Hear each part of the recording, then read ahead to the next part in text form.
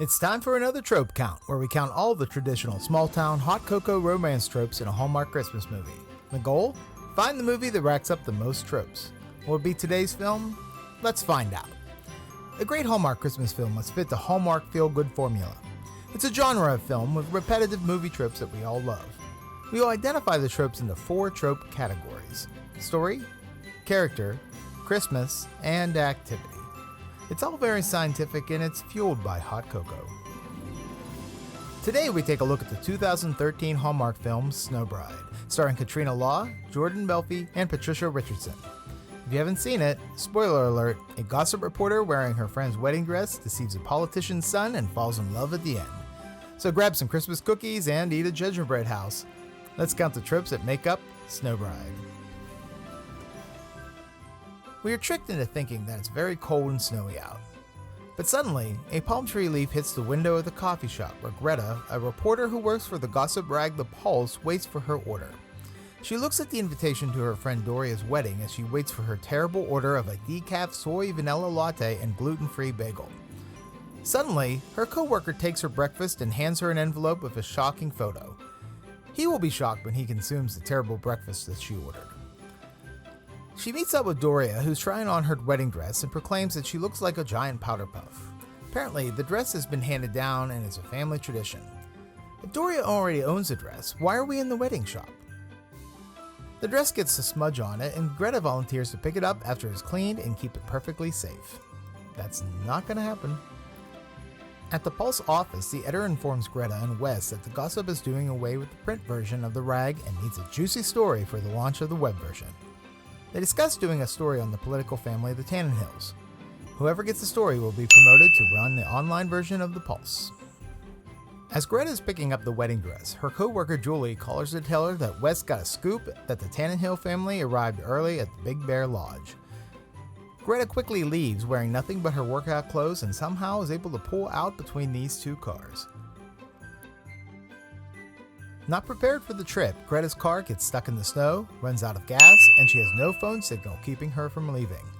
She tries to free the car, but it's freezing and she's only wearing shorts and a tank top. To stay warm, Greta puts on Doria's wedding dress, walks through the woods, and ultimately falls, knocking herself unconscious. A man finds her and brings her into a cabin by the fire. Waking, Greta recognizes that this is Ben Tannenhill, played by Jordan Belfi. He asks if she is a runaway bride, and she plays along, making up a fake fiance and a story on why she ran out. She tells him that her name is Greta Kanan Abel Steinsky, probably the worst fake name in movie history. He calls her the Snow Bride, and we have the name of the film. Turns out that Ben is staying at the Caretaker Inn working on a secret project that we later learn is a romance novel. He gives her a flannel shirt and lets her stay the night. The next morning, the family caretaker, simply referred to as Peters, arrives at the cabin. Greta hides not to be seen, and once Peters leaves, Ben admits at who he is. Knowing that she has the inside scoop, Greta tries not to blow her cover, keeping her identity hidden. They arrive at the main house, and Greta waits in the entryway while Ben looks for who is home. Maggie Tannenhill finds her and she thinks she's a delivery person and is dropping off a package. Maggie is played by Patricia Richardson, known for the 90s sitcom Home Improvement with Tim Allen. Her character Maggie was married to a now deceased Senator Tannenhill, and he died, giving us the dead family member and widow tropes. When Ben appears, Maggie comments that he's shaved and doesn't look like a protester anymore. Little cabin. Yeah. And you shaved, you don't look like a protester anymore. Yep, that's what she said. You shaved, you don't look like a protester anymore. She mentions Jared is bringing a mystery guest and Ben will be surprised. Maggie wasn't kidding because Jared shows up to Ben's former girlfriend fiancée Claire. They met in New York over Halloween and fell in love. Greta tries to hide her shock as she knows that this is a story sure to get her to that promotion. Suddenly, everyone realizes that they don't know who Greta is. She tells them that her name is Greta Kanan Abel Steinsky, and Ben proclaims that Greta is his date for the weekend using the old fake girlfriend story trope. Greta agrees to help Ben and pretend to be a couple. To keep up the charade, they swap stories, and Greta mentions that her parents died when she was young and was raised by her nana, and then her nana died. They make up a story about how they met and have the first kiss to get that out of the way, but it's clear that Ben enjoyed it. that was our first kiss, people would know. Now we're set. Maggie, Greta, and Claire go shopping where they discuss family Christmas traditions. Before she died, Greta and her Nana used to make gingerbread cookies at Christmas.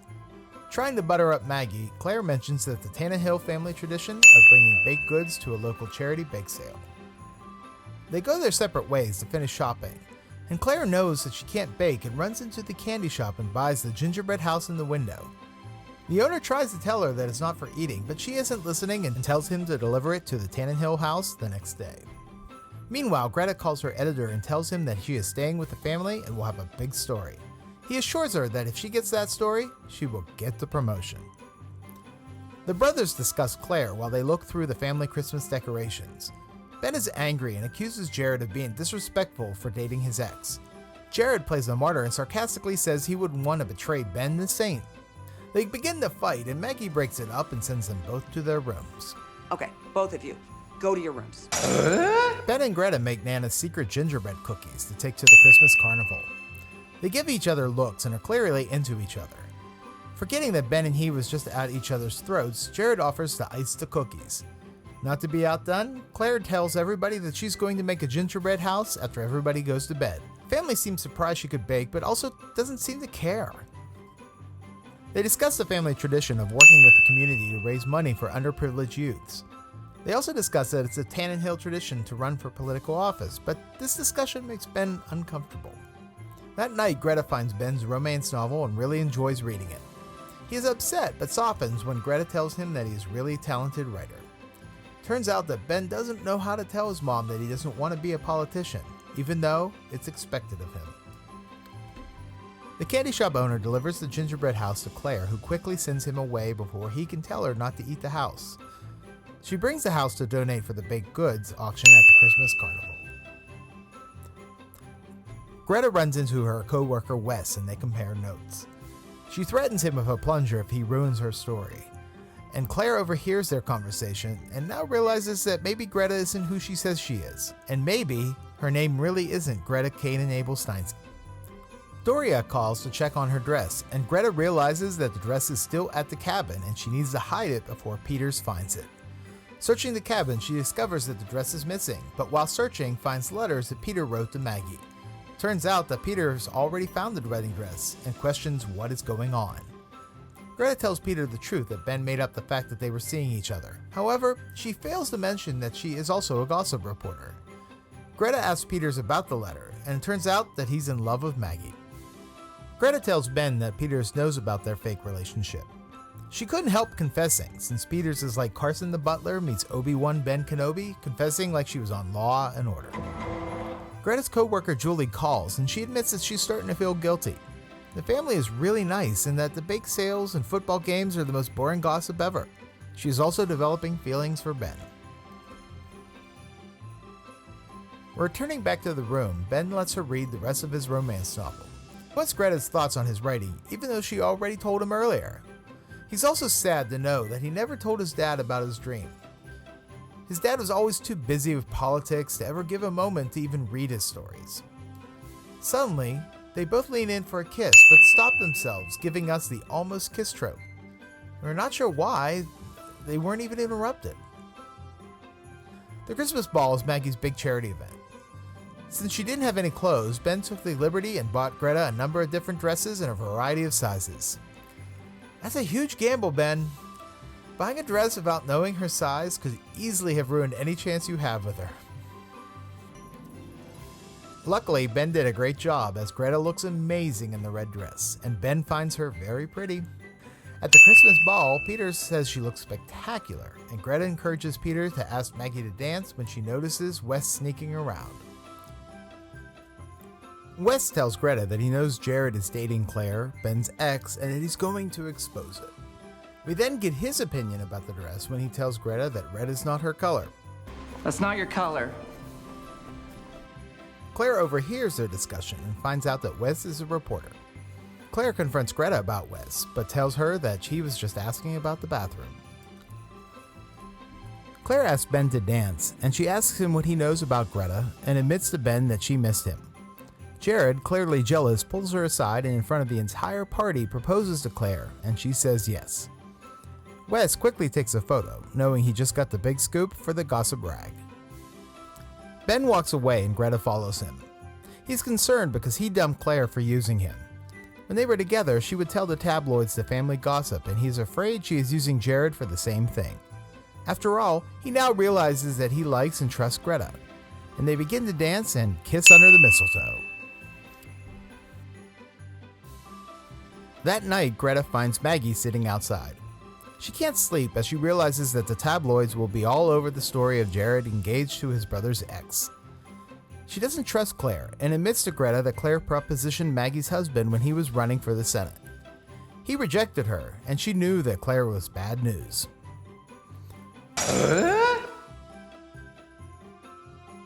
Greta finishes reading Ben's novel and cries she loves it so much. She decides to send it anonymously to a book editor friend for publication. Her co-worker Julie calls, and Greta admits that she can't keep deceiving the family. The co-worker agrees and recommends she makes a flowchart on the ongoing deceptions. Hope you're keeping track of your ongoing deceptions. Maybe a flowchart. It's bad, isn't it? Greta doesn't do that, but I decided to make one to keep track of all the deceptions in this film. So here it is, the Snow Bride Deception Flowchart. 1. Greta deceives Ben and lies about running away from her fiancé and wedding. She doesn't tell him that she is a reporter for the gossip rag and looking for a story about his family. 2.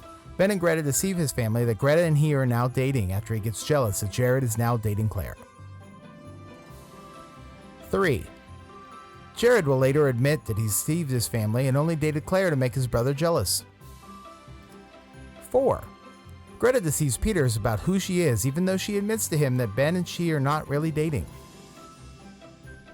5. We will find out later that Clara deceived Jared, Ben, and their father, pretending to like them only to make a name for herself.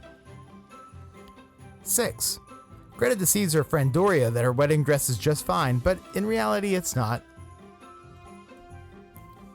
7. Greta deceives Claire that Wes was not actually asking to go to the bathroom. 8. Peter admits to Greta that he's been deceiving the entire family about his crush on Maggie. 9. Claire deceives the family that she made the gingerbread house, but again, nobody cares. 10. Claire deceives the entire family after Jared will dump her and goes to the Pulse offices to spread gossip. 11. Maggie and Peters deceive the entire family they knew Greta was a gossip reporter after Maggie has the Peters conduct a background check. 12. Ben deceives his mother and finally admits he doesn't want to be a politician, but wants to be a romance novelist. That's a lot of deception. Realizing that Google exists in 2013, Claire does a search and finds out Greta's last name is not Greta Kanin-Abel-Steinsky, and that she is a reporter named Greta Kane. Greta joins Ben on the couch to watch the football game. She lets him know that she is pro-bacon and pro-football. They flirt with each other, and we get another almost kiss. Jared walks over and suggests that they eat the gingerbread house that Claire made. Jared won the house in the auction at the Christmas carnival. They begin to eat the house and realize that it's not food and tastes like concrete. Claire calls the family together and tells them that Greta works for the Pulse, the gossip rag. Greta admits the truth. She tells them that they are a wonderful family and she made assumptions and was wrong. She apologizes and tells them that she won't print any story about the family. Hurt, Ben asks her to leave, giving us a third act misunderstanding. On her way out, Peter gives her the wedding dress. He had it cleaned and modified. And turns out that Doria loves the modifications. She no longer looks like a giant powder puff. Greta's upset and misses Ben, and Doria notices. Ben and Claire are at the gazebo, and she admits that she made a mistake with Jared and tries to kiss him. Ben rejects her, and she throws a snowball at him. Jared confronts her, and Claire throws the ring and walks off. While Jared and Ben look for the ring, they remember how they used to search for reindeer tracks, indicating that Santa had arrived. They find the ring, and they apologize to each other. Back at work, Greta refuses to give up information on the family and not only forfeits the promotion, but quits. As she is leaving, she sees Claire at the Pulse office. Greta tells Maggie and Ben that Claire was talking to her editor. She apologizes for deceiving them. Maggie, who knows Greta's editor, calls him on the phone and lets him know that she has purchased Pulse magazine. He agrees that it would be a bad look to print a story about the owner. Maggie admits that she knew all along that Greta was a reporter. She had Peters conduct a background check. She knew that if she told the story about Claire hitting on her husband and it appeared in the gossip rag, she could not be trusted. Before she leaves, Greta gives Ben a letter from a publisher interested in his book. He tells his family that he would like to be a writer and not go into politics. It was always his dream, and Maggie supports him. Now, more importantly, what are you going to do about Greta? At Doria's wedding, Greta is shocked to see Ben show up. Turns out that Doria sent him an invitation, and we get the final kiss. So how many tropes make up this film? Let's count them. Looking at the numbers, a film where a gossip reporter lost in the woods in a wedding dress deceives a senator's son who really wants to write romance novels. Together, deceives his family that they are a couple because his brother is going to marry his ex-fiance, and to top it off, the family butler has the hots for the matriarch of the family, all fall in love at the end. If we add up the different categories, Snow Bride has a total of 25 tropes. Snow Bride gives us that typical tropes of dead family members and Christmas traditions, but what makes it unique is the number of different story tropes. Not only do we get the fake boyfriend-girlfriend trope of Greta and Ben pretending to be a couple, but she is deceiving Ben about who she really is. The craziness of deception is what makes this film fun, and you realize how much each of these family members deceives each other. Maggie, portrayed by Patricia Richardson, is the only character that seems to have a good head on her shoulders. Everybody else in this film has an ulterior motive. Did I miss any tropes? If so, tell me in the comments below. With 25 tropes, Snow Bride fits right in the middle of our ranking, just under A Shoe Addict's Christmas. Will the next film rank higher? We will see with the next Trope Count featuring Ashley Williams and Corey Siver's Hallmark film, Northern Lights of Christmas from 2018. How will that movie rank? Click on the subscribe button to be alerted to when that episode is released if you want to find out. I'm the Christmas aficionado, and remember, stay off the naughty list.